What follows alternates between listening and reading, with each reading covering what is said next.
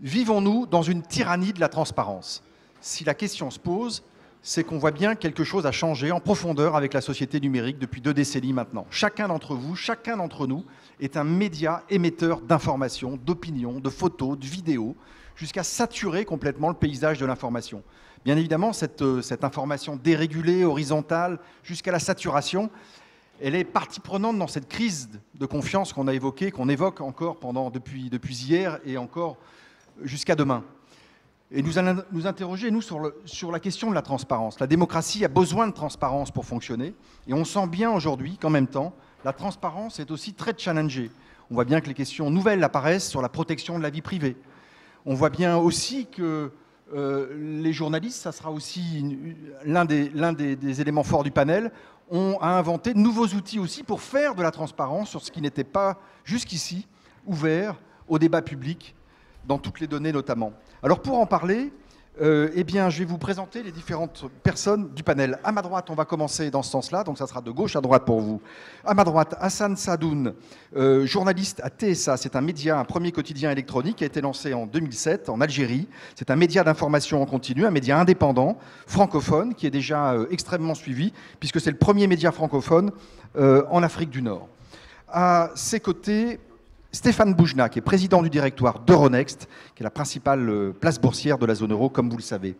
À ses côtés, Anaïs Ginori, qui est journaliste, elle aussi, écrivain, correspondante à Paris du grand quotidien italien La Repubblica, et elle nous parlera notamment de ces grandes enquêtes qui ont transformé beaucoup de choses en matière de journalisme ces dernières années. À ses côtés, Bruno Dalle. Bruno Dalle, c'est le spécialiste de la traque de l'argent sale.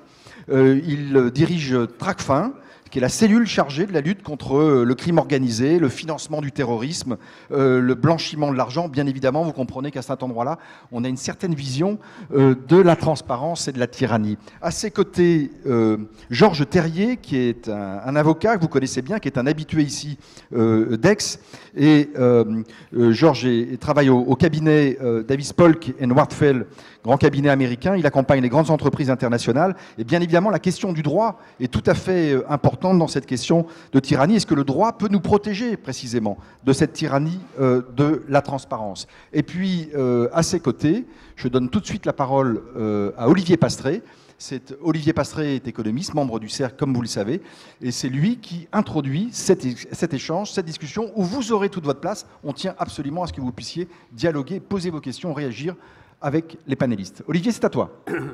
Merci Vincent. Vivons-nous dans la tyrannie de la transparence? Le sous-titre de cette table ronde, c'est « On est dans la merde ». Parce que... Alors, je suis spécialiste des tables rondes de ce type-là. L'année dernière, j'avais l'immigration. Donc, bon, voilà, c'est un peu mieux. Mais il est clair que sans transparence, il n'y a pas de confiance. Donc, sans notre table ronde, il n'y a pas de rencontre d'Aix. C'est la table ronde la plus importante des rencontres d'Aix et on envisage de clôturer les rencontres après cette table ronde. Reste maintenant en 3 quarts d'heure à définir ce qu'est la transparence optimale, ce qui est quand même pas très simple. Le rôle du membre du cercle, c'est non pas du tout de prendre parti, mais de donner un cadre aux discussions. Donc accrochez-vous, prenez un petit crayon, un petit papier, et il y en a encore pour 3 minutes. Si on essaie de définir un cadre, d'abord de quoi parle-t-on? Et là, il faut commencer par faire 2 distinctions, entre la transparence effective, la transparence au sens strict, et 2, la transparence ressentie. Car même quand l'information existe, elle peut être sous-estimée ou elle peut être mise en cause, ça donne le complotisme, c'est de la transparence ressentie. Deuxième distinction à opérer, entre les 3 niveaux que sont le niveau microéconomique, le niveau mésoéconomique. Alors microéconomique, c'est le scandale Enron, mésoéconomique, c'est le scandale du diesel, et le niveau macroéconomique, c'est le scandale des statistiques chinoises, pour vous donner des ordres de grandeur. Mais il faut bien positionner sa réflexion sur la transparence à chacun de ces niveaux. Alors à partir de là, on peut essayer d'établir une grille de lecture. Et pour ça, il faut procéder à 3 typologies au moins. Vous allez voir, ça va être très rapide. Un, entre le nord et le sud. Première typologie. Il est clair qu'on n'a pas les mêmes problèmes de transparence. Notre petit camarade algérien nous dira que le problème, c'est plutôt un problème d'opacité. Il n'y a pas de tyrannie de la transparence en Algérie, à ma connaissance au moins.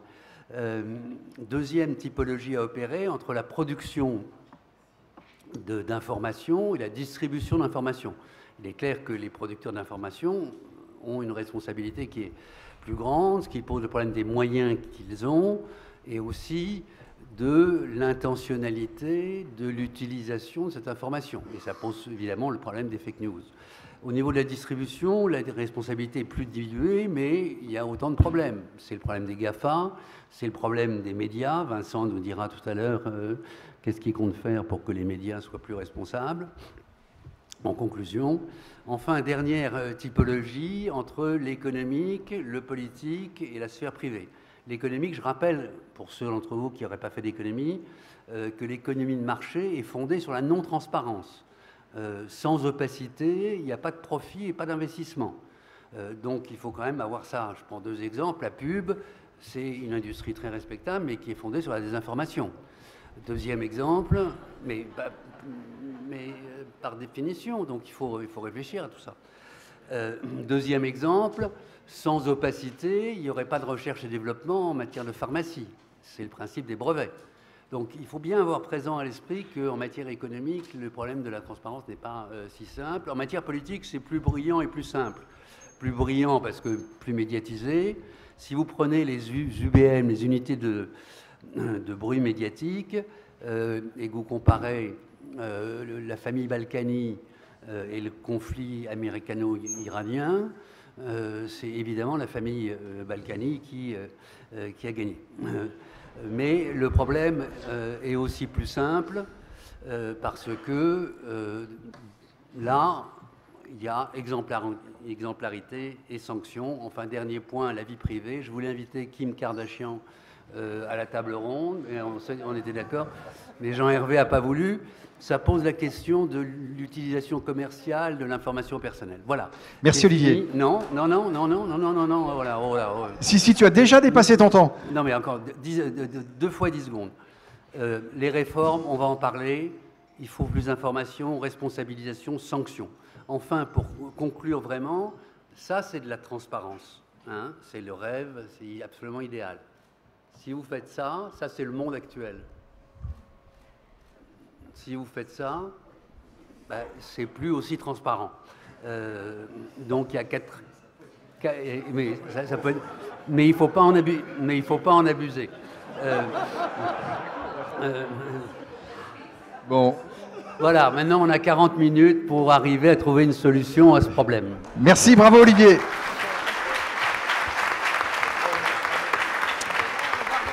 Ça, c'est une introduction. C'est une introduction, c'est très dur de prendre la parole derrière. Et pourtant, c'est Georges Thiriet qui, avec son talent d'avocat, va engager cette discussion. Et bien évidemment, on se dit que le droit, vous accompagnez, Georges, des entreprises, des grandes entreprises. On se dit que les grandes entreprises, les marchés, n'aiment pas toujours la transparence, que la vie des entreprises a changé aussi dans cette période d'hyper-information. Et est-ce que le droit peut nous être d'un certain secours pour essayer d'encadrer et de vivre en bonne intelligence avec cette transparence? Écoute, merci Vincent. Oui, le droit peut apporter quelque chose dans la mesure où la transparence, c'est quelque chose d'extrêmement dangereux. Il faut que vous parliez bien dans le micro. Oui, pardon. La transparence, c'est quelque chose d'extrêmement dangereux. Pourquoi ? Parce que c'est une évidence de justice, d'honnêteté, de loyauté, d'intégrité. Et c'est précisément parce qu'elle est une évidence dans l'esprit collectif et dans le vocabulaire commun que ça devient une telle évidence qu'elle peut justifier toutes les dérives, et notamment sa tyrannie. Donc, dans la transparence, et nous le développerons, il y a le meilleur et le pire. Le meilleur, bien évidemment, c'est la contribution à l'information, à la connaissance, à l'égalité, au système éducatif, au débat démocratique, à permettre aux uns et aux autres de construire des opinions et d'avoir un choix éclairé. Mais c'est aussi le pire, ce que les réseaux sociaux et les communications dématérialisées ont amplifié depuis quelques années, et notamment Internet, puisqu'au début, à l'origine, Internet était l'idéal de communication de tous pour tous. Aujourd'hui, c'est devenu souvent un égout dans lequel sont charriés à la fois les fake news et la haine. En conséquence de quoi, cette transparence qui est évidente et qui est nécessaire peut constituer en elle-même des dérives, et notamment une tyrannie qu'il faut bien évidemment combattre. Et le droit dans tout ça, bien évidemment, est là pour réguler, est là pour réfléchir, pour créer une méthodologie qui va permettre de gérer cette transparence. Et c'est là où il y a une première idée, c'est qu'est-ce qu'une transparence dogmatique à laquelle il faut éviter, qu'il faut combattre. C'est une transparence qui, par son évidence, devient un concept moral, et méfions-nous de la morale, un concept moral qui est jugé supérieur, qui, parce qu'il est jugé supérieur, devient une politique dogmatique, qui se suffit à elle-même, qui n'est pas pourtant une fin en soi, car nous verrons aussi que la transparence n'a d'intérêt, d'objet et de finalité que si elle a une utilité. Et si elle a une utilité par rapport à ceux qui en sont les dépositaires, et par rapport à une utilité, bien sûr, au corps social et à l'organisation des marchés. C'est la raison pour laquelle le droit, bien évidemment, crée une grille de lecture, une méthodologie, et j'aurais terminé en disant que, s'agissant de la transparence, il faut l'examiner sectoriellement, domaine par domaine. La transparence en matière financière n'a rien à voir avec la transparence concernant la vie privée par définition. La transparence en matière financière n'a rien à voir avec la protection du secret des affaires, qui est indispensable non seulement au libéralisme, au capitalisme, mais tout simplement à préserver la richesse et la valeur de l'entreprise, dont tout ça doit être décliné. En revanche, le droit apporte une méthodologie qui est d'application générale, et Stéphane va nous en parler parce que dans son domaine, elle est exemplaire, c'est la régulation financière. Pourquoi la régulation financière est exemplaire ? Premièrement, parce que les objectifs de la transparence sont définis au niveau communautaire, au niveau français, etc. Deuxièmement, il y a un régulateur qui interprète les règles et qui les applique.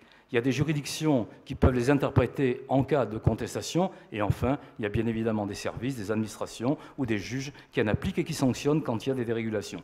Voilà comment il faut aborder le problème de la transparence. Vertu. C'est parfait, c'est beau, c'est génial, c'est collectif, c'est vertueux, c'est évident, mais attention aux dérives, attention aux dangers et surtout pas de tyrannie. Merci Georges. On pourra ensuite vous demander si le droit n'est pas un peu en retard par rapport à ces évolutions de société, si le droit accompagne bien au même rythme chacun des usages qui sont en train de se transformer, et puis aussi le droit c'est culturel, est-ce qu'on peut partager un même droit commun, j'allais dire, sur ces sujets-là où il y a vraiment une partie sociétale, j'allais dire, très importante avec d'autres pays européens. Stéphane Boujnah, c'est à vous. On a déjà, Georges a quasiment fait la transition en évoquant cette question de la transparence dans les marchés financiers. On sent bien qu'on en a besoin, on sent bien aussi que c'est pas le milieu... c'est pas son bassin naturel, on va dire, hein, et que du coup, là aussi, peut-être, les usages, les règles peuvent changer. Alors, Stéphane Boujnah. Je pense exactement le contraire. Je pense que le bassin naturel de la transparence, et là où les marchés financiers ont progressé significativement, c'est précisément dans cette dimension de l'activité économique. Ce que je voulais partager avec vous, c'est quelques exemples des évolutions transformantes de la transparence dans les marchés financiers, et puis surtout de l'expérience que j'ai vécue, mais on fera peut-être ça dans le Q&A, en Norvège depuis 6 mois, dans une guerre assez féroce contre le Nasdaq, et où sans transparence, on aurait probablement perdu, et grâce à la transparence quasi constitutionnalisée en Norvège, on a réussi à gagner. Pour moi, les choses sont assez simples, hein. Tant qu'on relève de la sphère intime ou de l'extension patrimoniale de la sphère intime et de la vie privée, alors évidemment le secret est légitime. Et d'ailleurs, une partie du débat sur la tyrannie de la transparence repose sur une confusion entre ce qui serait l'espace dans lequel la transparence serait légitime ou pas. Mais dès qu'on se met sur le terrain du mandat, c'est-à-dire de la situation où les gens gèrent les intérêts des autres ou gèrent l'argent des autres, il faut se référer à l'article 15 de la Déclaration des droits de l'homme de 1789 qui dit « La société a le droit de demander compte à tout agent public de son administration ». Et ce qui est vrai pour l'agent public qui gère les intérêts publics est vrai de tout agent privé qui est mandaté, du syndic d'immeuble qui doit rendre compte de son administration à tout dirigeant d'une société. Pourquoi je suis aussi sévère et binaire et déterminé, c'est que sur le terrain des réalités, quand on regarde qui sont les militants de la transparence et qui sont les militants du secret, on observe que la transparence est une revendication des outsiders et le secret est une revendication des insiders. La transparence, c'est un instrument pour ceux qui sont à la périphérie de la responsabilité et un levier de la méritocratie qui permet à ceux qui sont dehors d'entrer dedans. Par contre, pour ceux qui sont partisans du secret, en réalité, leur motivation, c'est la protection de la rente et d'une situation acquise. Pour les partisans du secret, le secret, c'est en fait le rempart le plus efficace pour permettre à ce qui est inacceptable par le groupe d'être possible et même durable parce que caché. Et pour ceux qui sont les partisans de la transparence, eh bien c'est le vecteur de la mobilité et de la perturbation des situations acquises. Donc ça, c'est comme ça que se pose, en termes de rapport de force, le débat entre le secret et la transparence, à condition qu'on accepte de ne pas tout mélanger dans une soupe informe en parlant de voyeurisme, parce qu'effectivement, la vie privée est un droit, mais votre vie privée, c'est par construction votre vie privée, mais quand vous gérez l'argent des autres, c'est l'argent public, ou l'argent d'autres, vous êtes mandataire. Alors, quelques exemples pour conclure très rapidement. Il y a eu des évolutions très significatives en matière de délit d'initié. Ça nous paraît une évidence aujourd'hui, mais jusqu'aux lois de Michel Rocard sur la sécurité des marchés financiers à la fin des années 80, il faut savoir qu'il était assez courant de permettre à des gens qui avaient de l'information de s'enrichir en faisant des choses parce que, sur le dos de ceux qui ne savaient pas. Dieu merci, il y a une tendance très lourde qui a permis d'éradiquer les délits d'initiés. Et clairement, la transparence s'est imposée dans les marchés financiers beaucoup plus que qu'on peut l'imaginer. Même chose sur la réglementation sur la rémunération des dirigeants des entreprises publiques. Aujourd'hui, on a une transparence telle qu'on a éradiqué la connivence entre les administrateurs et le management parce qu'il faut rendre compte de la manière dont on rémunère les gens. Il y a deux domaines où, à mon avis, puisqu'on nous a invités à faire des propositions, où il faut que les choses évoluent encore, c'est celle de la gestion des conflits d'intérêts. Parfois, quand quelqu'un dit autour de la table « il ne faut pas faire ça », on ne sait pas si c'est parce que ce n'est pas bon pour lui ou si ce n'est pas bon pour la société dont il a la responsabilité. Donc ça, il faut faire attention. Et le dernier point, c'est le fameux débat sur les activistes. Il y a le grand débat sur comment des activistes très, très agressifs peuvent prendre le contrôle de sociétés cotées pour atteindre des objectifs qui ne sont pas cohérents avec les intérêts du capitalisme. Eh bien, c'est parce que leurs intentions ne sont pas connues. Et permettre une transparence significativement plus forte des intentions des activistes est quelque chose qui pourrait immédiatement simplifier le débat. Et je répondrai aux autres questions. Notamment, j'aimerais avoir l'opportunité de réagir sur le sujet des brevets sur lequel je suis radicalement en désaccord avec ce qui a été dit par Olivier. Merci Stéphane. Et merci d'avoir déjà esquissé des pistes aussi et des champs où on doit pouvoir progresser dans la transparence aujourd'hui. Anaïs Ginori, je disais tout à l'heure que vous étiez journaliste et que précisément il y a un lien avec ce que vient de dire Stéphane Boujna. Il y a eu de grandes enquêtes aujourd'hui, ces dernières années, grandes enquêtes journalistiques avec des médias qui sont associés précisément pour faire la lumière sur un fonctionnement d'un bout de la finance, pas de toute la finance, mais notamment des paradis fiscaux. Oui, c'est-à-dire nous, évidemment, mon point de vue est celui d'une journaliste qui travaille en France pour un journal italien. Je n'ai pas le même point de vue que notre collègue Hassan qui après expliquera quel est son lien avec la transparence. Pour nous, pour les journalistes, on va dire en Europe ou dans les pays occidentaux, c'est vrai que la transparence est surtout une opportunité. On est plutôt favorable à la transparence qui est arrivée avec la révolution numérique. Même si on accuse souvent les journalistes de faire part d'une prétendue tyrannie de la transparence, mais nous-mêmes, nous organisons le travail avec le secret des sources qu'on protège, qu'on essaye au mieux de protéger. Donc c'est un rapport qui est souvent plus complexe de celui qu'on décrit. Et d'ailleurs, je remarque que souvent, ceux qui attaquent l'information en dénonçant une tyrannie de la transparence sont les mêmes qui, après, demandent de lever le secret des sources. Donc, il y a une contradiction aussi de la part de ceux qui critiquent le travail des journalistes. Mais pour revenir à ta question, Vincent, c'est vrai que la révolution numérique, entre autres, a apporté cette grande opportunité du flux de données, de data, qui a envahi les rédactions. Donc ça a été une révolution assez incontrôlée au début. Ça fait plus ou moins 10 ans que les journalistes, les rédactions peuvent puiser sur des datas qui arrivent à disposition des journalistes. Et c'est vrai qu'on constate qu'il y a eu des investigations d'une ampleur inédite pour la quantité d'informations, pour le fait que ça a touché différents pays. Et ces investigations ont donné lieu à des consortiums internationaux. Je crois que France Info, d'ailleurs, a participé à nombreuses de ces investigations. Vous connaissez probablement certains de ces investigations internationales qui sont les Swiss Leaks, les Panama Papers, les LuxLeaks. C'est des investigations qui, grâce justement à cette forme de transparence qui est sur les données, a permis de mettre en lumière des abus ou des corruptions ou des abus économiques ou d'évasion fiscale.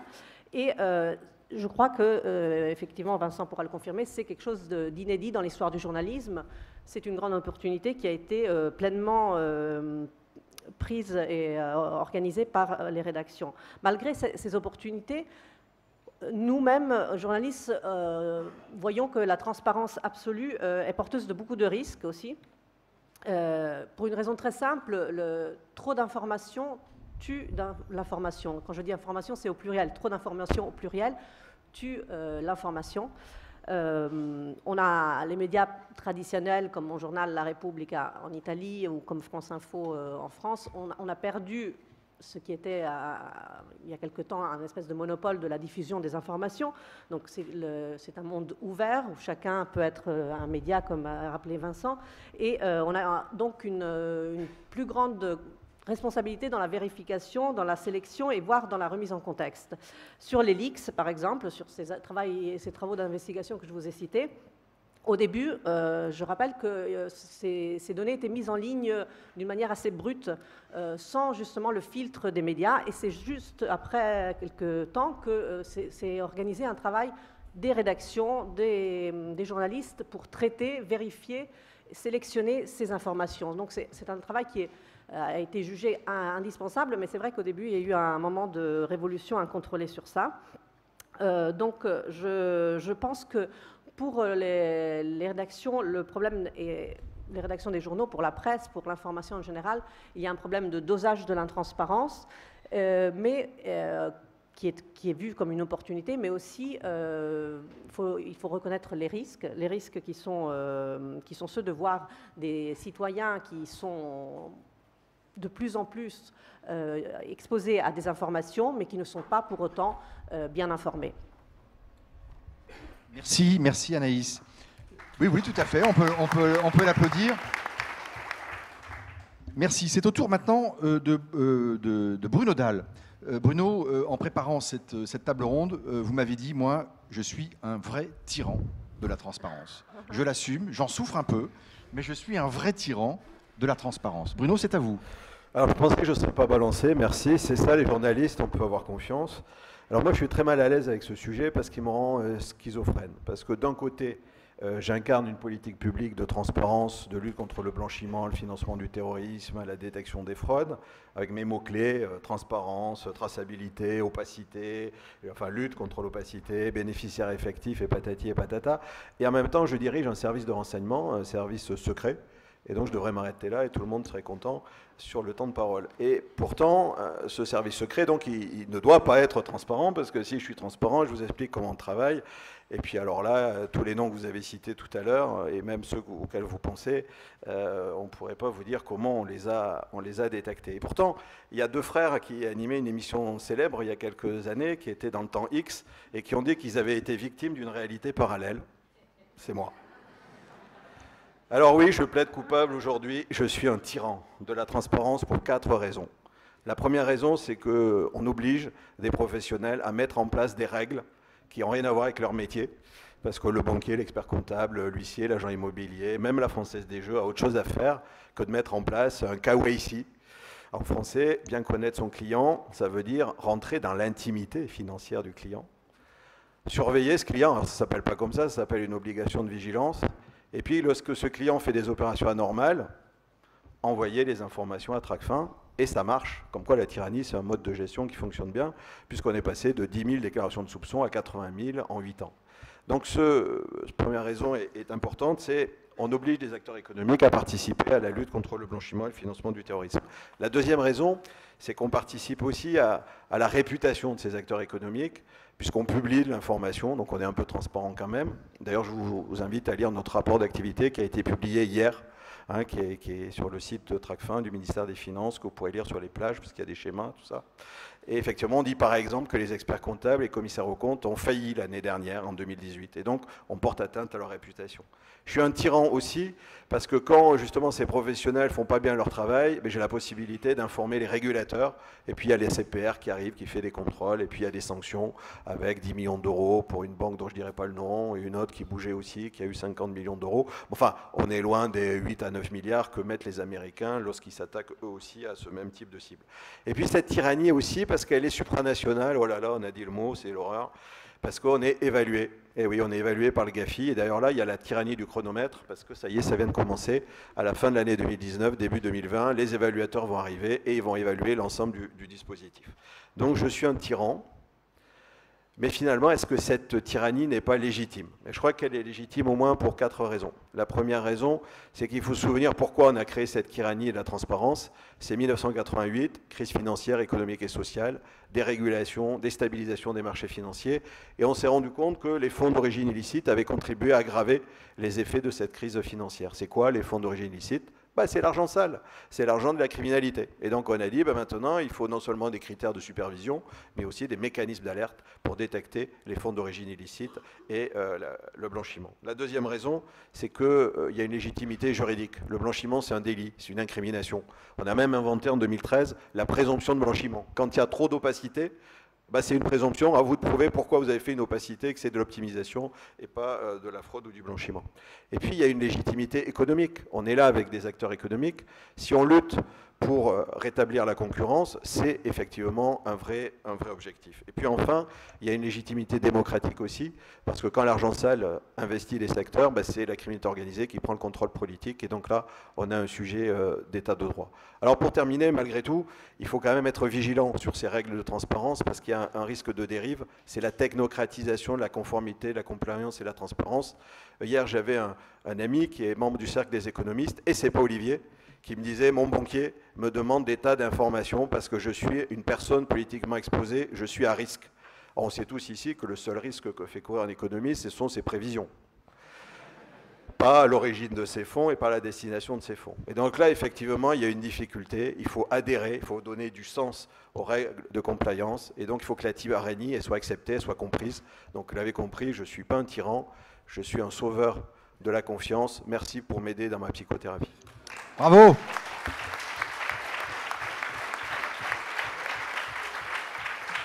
Merci Bruno Dalle. Ce qui est intéressant d'ailleurs, c'est que jusqu'ici, vous vous êtes rendu compte que chacun des intervenants, finalement, a montré combien dans son champ, la transparence avait progressé et que c'était une bonne chose. C'est-à-dire qu'on a, alors bien sûr, il peut y avoir des excès, certains ont parlé de dérives, mais globalement, si on vous suit les uns et les autres, on se dit que la démocratie, au moins dans nos modèles européens, ont profité de cette transparence. Elle a permis d'éclairer des domaines qui ne l'étaient pas jusqu'ici et qui pourtant sont importants pour la démocratie. Hassan Sadoun, c'est à vous. La singularité que vous portez en venant d'Alger, c'est que vous venez d'un pays où l'opacité a été utilisée comme un moyen de domination. Et on voit bien que peut-être qu'en ce moment, c'est en train d'ailleurs de se craqueler, qu'il y a un besoin aussi de transparence qui vient du fond de la société, qui dit son ras-le-bol et qui a besoin de cette transparence. Comment voyez-vous la situation et surtout ce sujet en faisant ce difficile métier de journaliste dans ce pays-là? Bonjour. Oui, je suis journaliste, donc mon métier, c'est un peu de fabriquer Mon métier, c'est un peu de fabriquer de la transparence, avec de l'information, avec bienveillance et intérêt avec sens de l'intérêt commun. Mais je le fais dans un pays où il n'y a pas de tyrannie de transparence, mais où c'est plutôt le contraire, où il y a une vraie tyrannie de l'opacité. Jusqu'à récemment, on se demandait encore qui gouverne, qui fait quoi. C'est un pays où même les tentatives de créer un institut de sondage sont bloquées par les autorités. Donc oui, il faudrait une tyrannie de transparence, parce que c'est une question profondément liée à la démocratie. La transparence permet de former l'opinion et c'est, j'imagine, son premier impact est aussi le plus immédiat. Par contre, même si on n'a pas de tyrannie de transparence chez nous, on est déjà touché par l'autre volet, je dirais, le plus vicieux de la tyrannie de la transparence, c'est celle que nous imposent les nouvelles technologies, les réseaux sociaux, Internet et tout. Donc, je dirais que cette tyrannie de la transparence n'est pas globale, mais ça sera une question qui va se poser de plus en plus à l'avenir. Ce qui va faire qu'il y aura une nouvelle discipline pourrait apparaître, ça sera la gestion justement de cette transparence, que ce soit dans la finance, dans l'économie ou dans les questions de big data. Alors, en tant que journaliste, on est déjà confronté à ces questions, on a été confronté à ces questions avant tout le monde. Donc, avec cette nécessité de la gestion de la transparence, il devrait y avoir une morale de la transparence devrait émerger. Et elle devrait, j'imagine, s'inspirer de la morale de la déontologie du journalisme. Je pense que c'est fini. Ouais. Merci Hassan, j'aime beaucoup cette expression, une éthique de la transparence. Je crois que c'est un terme que nous allons garder dans ce panel. Antoine Lefébure, vous n'êtes pas sur le plateau, vous allez vous exprimer là, mais on va prendre les questions de la salle. Non, restez là. Restez là, Antoine. Et vous êtes un spécialiste de la société numérique. Depuis des années, vous avez regardé cette société se développer. Et ça m'intéresserait d'avoir votre regard, votre réaction à ce qui vient d'être dit par ce panel. Je suis très content parce que j'ai eu peur que ça soit un plaidoyer contre la transparence. Et en fait, on découvre les vertus de la transparence, même de manière tyrannique. Et c'est d'autant plus important qu'on est dans un pays, depuis plusieurs années, je travaille sur le secret d'État. C'est-à-dire, en gros, pourquoi dans une démocratie, il y a des secrets qu'on ne peut pas savoir. Et effectivement, il y en a un certain nombre qui sont légitimes et évidents, mais on est très gêné par le flou du domaine. Pourquoi ce flou? Si on remonte aux origines, j'ai demandé à tous les grands spécialistes de droit administratif sur le secret d'État, parce qu'en fait, c'est un concept théologique. Hein, c'est comme la Sainte Trinité, etc. Ça vient des papes, c'est les papes qui ont organisé un secret d'État. Et il n'y a pas de définition de secret d'État. Et même d'ailleurs de choses plus générales comme le service public, si vous demandez aux spécialistes de droit quelle est la définition du service public, la réponse est il y a autant de définitions que de spécialistes du droit public. Donc on est dans un domaine totalement indéterminé qui fait qu'il y a un mélange des genres. Il y a par exemple en France, il y a beaucoup trop de secrets, il y a beaucoup trop de secrets d'État. Il est utilisé de manière anarchique. On ne sait pas qui définit ce qui est un secret d'État et pas un secret d'État.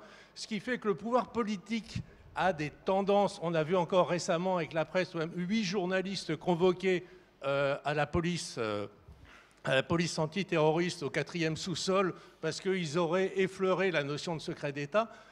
C'est exactement l'abus qui crée du populisme, qui crée de l'insécurité, qui crée un manque de confiance, alors que moi je rêve, on a le TRACFIN. Le TRACFIN, ça me paraît une dictature de la transparence formidable. Ce TRACFIN, on devrait avoir une TRACademy, c'est-à-dire des gens qui ont l'entière compétence et qui vérifient quel est le bon usage du secret d'État et quel est le mauvais usage et quel est l'usage qui va contre la transparence. Voilà, merci. Allez, on prend quelques questions de la salle. Vous levez le bras, c'est maintenant. Il reste quelques minutes, il faut en profiter. Il fait chaud. Vous avez un super panel devant vous. Qui se lance? Voilà, monsieur. Question courte pour pouvoir avoir une réponse. Bonjour à tous, bonjour à vous. Le monsieur comment dire? Quand on parle de transparence, on parle de confiance. Pourquoi comment dire? Comment je pourrais dire ça? pourquoi un élan de transparence doit-il arriver après un scandale X ou après un événement qui permet de réveiller les consciences? Pourquoi on ne pourrait pas, ou en tout cas modéliser ou anticiper? C'est-à-dire que le réveil intervient après un événement et on n'a pas une interrogation en amont. Alors je vais reformuler votre question pour Stéphane Boujna.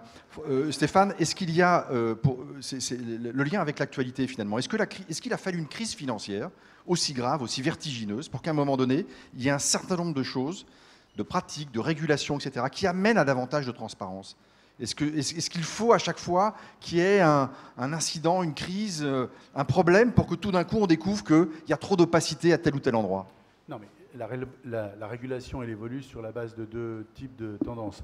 La pression des intérêts qui ont besoin de la transparence pour faire fonctionner l'économie de marché. Et sur les marchés financiers, la transparence est une condition de l'efficacité de la formation des prix, de l'efficacité de la protection de la technologie. Quand je faisais un commentaire sur ce que disait Olivier, sur les brevets par exemple, c'est précisément...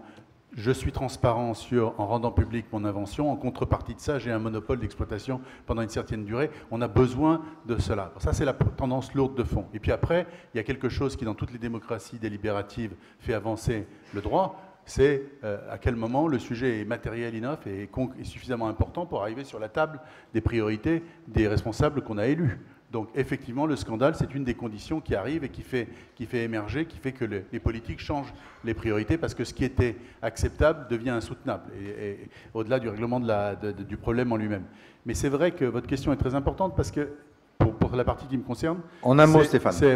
C'est qu'il faut, pour établir le contrat social entre la finance et la société, on a besoin de cette transparence, parce que sinon... Et comme m'a dit quelqu'un récemment, on entre dans un conseil d'administration en étant intellectuellement entre Schroeder, Blair, Nicole Notta, et on en sort 5 ans après à gauche d'Action Directe. Donc s'il n'y a pas vraiment cet effort assez profond partout, à tous les étages, de rendre compte de ce qui se passe de manière transparente, eh bien on érode ce contrat social assez fondamental entre la société et le monde de la finance. Monsieur au deuxième rang. Oui, bonjour. Une question pour Monsieur Boujna à nouveau. Vous sembliez sceptique sur la réflexion d'Olivier Pastré sur la nécessaire opacité dans le domaine des brevets. Pourquoi? Non, intellectuellement, un brevet, c'est quelque chose de public. C'est simplement, l'équation, c'est je rends public ce que j'ai découvert, et dès que c'est rendu public, je suis protégé. Tant que je ne l'ai pas rendu public, ça n'est pas protégé. Donc, on peut discuter de la durée, on peut discuter des obligations de services publics, comme l'histoire de vaccins, etc. Et quand quelque chose est encore sous brevet alors que le reste du monde en a besoin, c'est un autre problème. Mais je dis qu'intellectuellement, c'est précisément la beauté de l'invention du concept de propriété intellectuelle des brevets, c'est tu révèles, tu es protégé. Tu ne révèles pas, tu n'es pas protégé. Monsieur, au milieu. Oui, bonjour. Alors, globalement, je tenais vraiment à vous féliciter de tous les discours qui ont été tenus. Je suis vraiment d'accord avec la notion de tendre vers une plus grande transparence, et notamment dans le domaine économique. Mais j'ai un petit peu envie d'aller à contre-courant et de me poser une question. C'est dans un monde où, au final, ce rapport de force à l'information définit quand même la marche à suivre et le sens de l'économie. Qu'est-ce que ça donnerait si tous nos experts, si la globalité, disons, du monde des acteurs de l'économie, possédaient le même niveau de l'information et qu'il y avait vraiment un équilibre de la transparence à tous ces niveaux? Qui veut répondre? Les prix seraient parfaits parce que le principe de l'économie de marché, l'hypothèse théorique de l'économie de marché, c'est la symétrie d'information de tous les acteurs. Et donc, la raison pour laquelle le domaine où on a poussé le plus loin les exigences de transparence, c'est le fonctionnement des marchés financiers, c'est précisément parce que ça fait des meilleurs prix avec des spreads plus étroits. Georges, un mot? Effectivement, je veux dire, le principe... Bien dans le micro, Georges. Oui, le problème je reviens sur le problème de la réglementation financière que Stéphane connaît bien. Plus près du micro, on ne vous entend pas. Pardon. Et par rapport au temps, la question que vous avez posée sur... Il y a des tendances de fond dans la durée. La réglementation financière, tant en ce qui concerne l'information privilégiée que les opérations boursières, d'opérations de marché, ça fait l'objet d'une démarche décennale. Je rappelle que la directive européenne, la première sur la transparence, est de 2004. En 2007, il y a une nouvelle ordonnance, une nouvelle directive sur l'application de la directive transparence. Et il faudra attendre 2009 pour que la France, dans une ordonnance, bien évidemment, introduise et ratifie tout ça. Il y a vraiment des mouvements de fond structurants, extrêmement importants au niveau des principes, et j'y reviens par rapport à la méthodologie générale de la transparence. Il y a une définition des objectifs de la transparence dans les directives qui sont tout à fait remarquables. Je les rappelle, restaurer la confiance, le principe d'égalité, l'efficacité du fonctionnement du marché. Donc ça, c'est des choses qui sont déclinées, analysées, définies. Ensuite, il y a bien évidemment les règles de fonctionnement qui sont dans la mise en œuvre de ces principes. Et puis, il y a les régulateurs, etc. Donc, il y a en matière économique, en tout cas, des tendances de fond structurantes au niveau européen, qui ont pris le relais, bien sûr, des initiatives locales et nationales, et qui sont quand même très importantes et qui ne vont pas dans le sens de ce que vous indiquez, bien que ce que vous indiquez est également vrai dans beaucoup de domaines. Maintenant, s'agissant des brevets, je rajouterai une chose aussi, c'est qu'à côté des brevets dont Stéphane a parlé, pour contredire Olivier, il y a quand même une autre notion qui est beaucoup plus banale, mais beaucoup plus délicate, nuancée et complexe, c'est le secret des affaires. Le secret des affaires a été codifié par une loi du mois de juillet 2018, c'est-à-dire il y a un an, c'est-à-dire tout récemment, en application de quelques accords internationaux, et on reste malheureusement dans une définition assez floue, assez frustrante, et pourtant le secret d'affaires reste quand même un actif souvent immatériel, mais un actif déterminant de la valeur des entreprises. Et quant au principe d'égalité en matière économique, il est consubstantiel à la compétitivité, à la concurrence. Il s'agit toujours, bien sûr, en matière économique, de précéder son concurrent, ce qui suppose, bien sûr, à un moment donné, une égalisation des compétences. Merci, ce sera le mot de la fin. Pas de transparence sans éthique. Merci à vous tous, merci aux panélistes.